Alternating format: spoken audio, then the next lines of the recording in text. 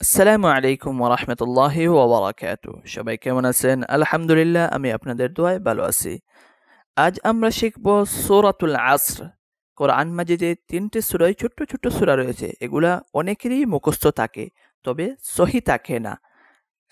সেই সূরাগুলা সূরাতুল ইখলাস, সূরাতুল কাউসার, সূরাতুল আসর। আজ আমরা শিখব সূরাতুল আসর। এই সূরাটি মক্কায় অবতীর্ণ হয়েছে। এখন যারা রায়হান ভয়েস অফ কোরআন এই চ্যানেলটি সাবস্ক্রাইব করেন নাই, অবশ্যই সাবস্ক্রাইব করবেন। তাহলে শুরু করা যাক। বিসমিল্লাহির রহমানির রহিম। ওয়াল আসর ইন্নাল ইনসানা লাফি খুসর إلا الذين آمنوا وعملوا الصالحات وتواصوا بالحق وتواصوا بالصبر।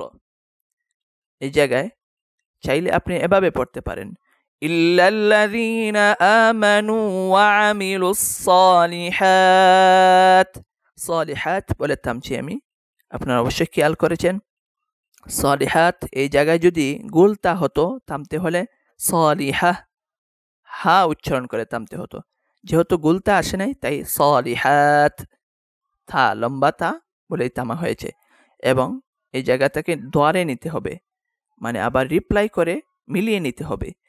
وعملوا الصالحات وتواصوا بالحق وتواصوا بالصبر।